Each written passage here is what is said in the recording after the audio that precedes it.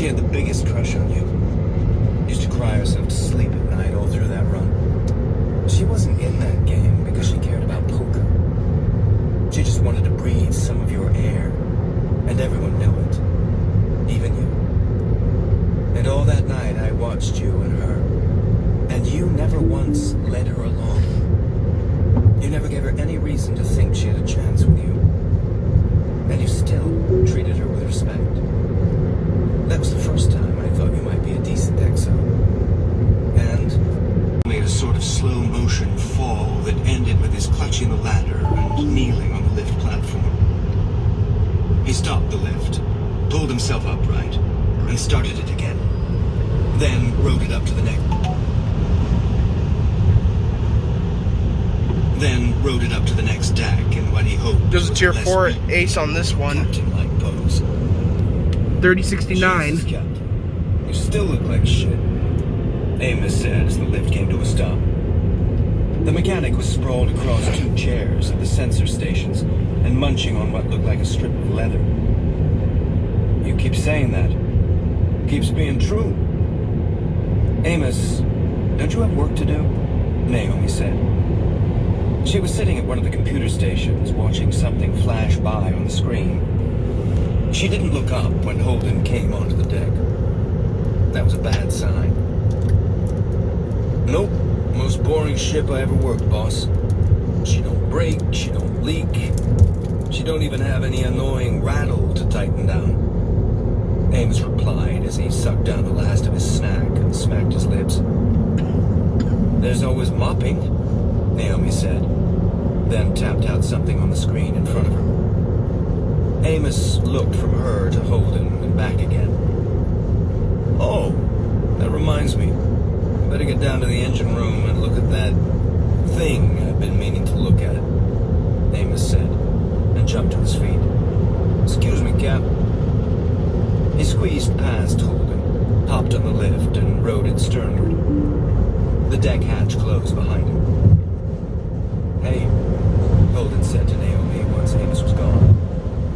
Hey, she said without turning around. That wasn't good either. 2 trains.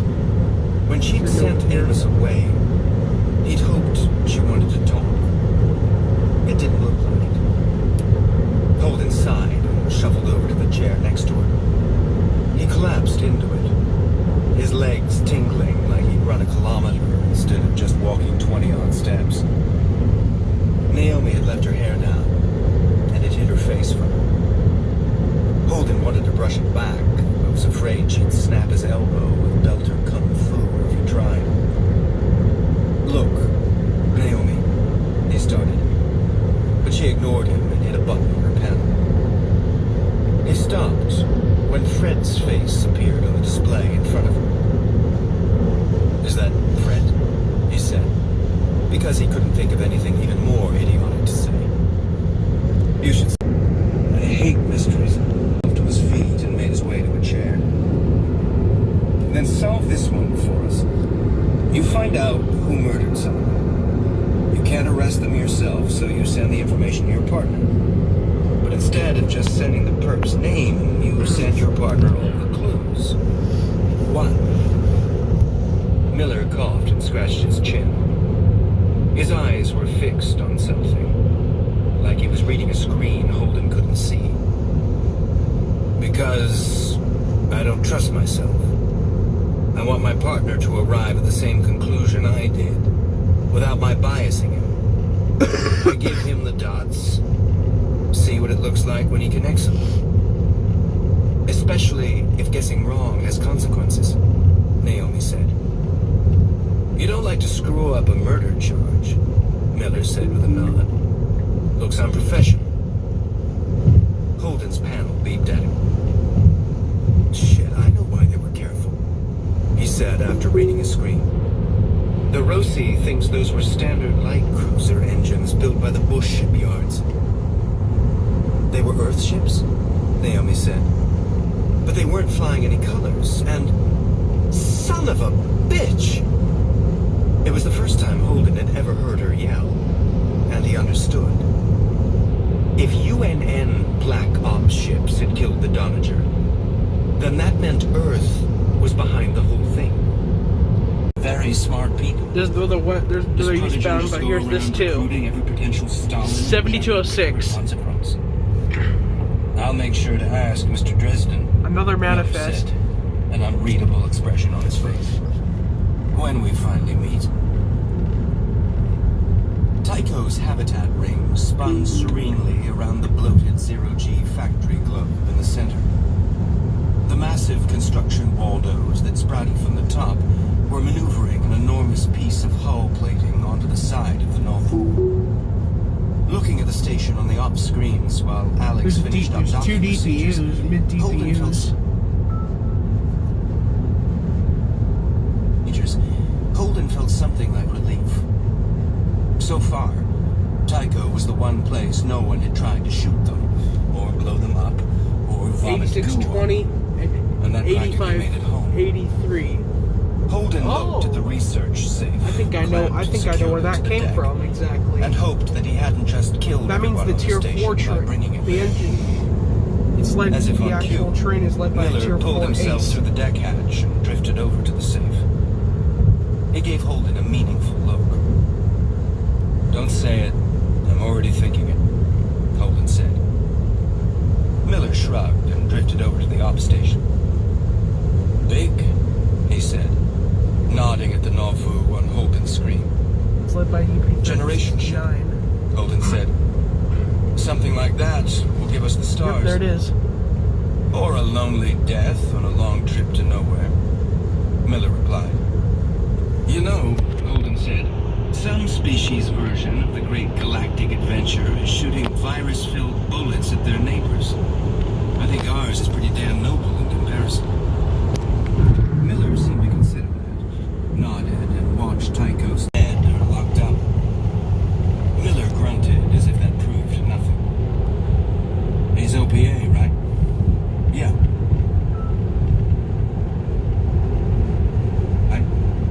Yeah, Holden said. But I think maybe the real OPA. Not the cowboys that want to shoot it out with the inners. And not those nuts on the radio calling for war. Fred's a politician. What about the ones keeping Ceres in line? I don't know, Holden said. I don't know about them. But Fred's the best job we have.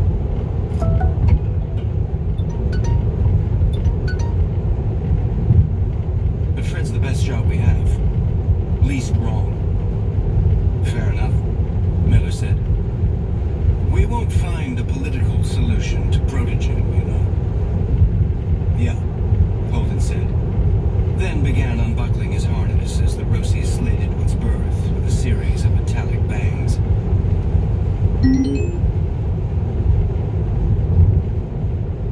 Big bangs. But Fred isn't just a politician. Fred sat behind his large wooden desk. Watch out, object on road ahead. Large wooden desk, reading the notes Holden had written about Eros, the search for Julie, and the discovery of the stealth ship. Miller sat across from him, watching Fred like an entomologist might watch a new species of bug, guessing if it was likely to sting. Daddy, no, you're not getting at the video. Holden was a little farther away on Fred's That was right, to take a look at trying not to keep looking at the 6249 clock on his hand terminal. because it looked very On the odd. huge screen behind the desk, the Norvu drifted by like the metal bones of some dead and decaying leviathan. Holden could see the tiny spots of brilliant blue light where workers used welding torches on the hull and frame. Park Link, To here we occupy are. himself, Or there he is started Park, counting. there is Park Link. He'd reached 43 when a small shuttle appeared in his field of view. A load of steel beams clutched in a pair of heavy manipulator arms and flew toward the half-built Right next to what's generation. called truck. The shuttle shrank to a point no larger than the tip of a pen before it stopped. The Norvu suddenly shifted in Holden's mind from a large ship relatively nearby to a gigantic ship farther away. It gave him a short rush of vertigo. His hand terminal beeped at almost the same instant that Miller's did. He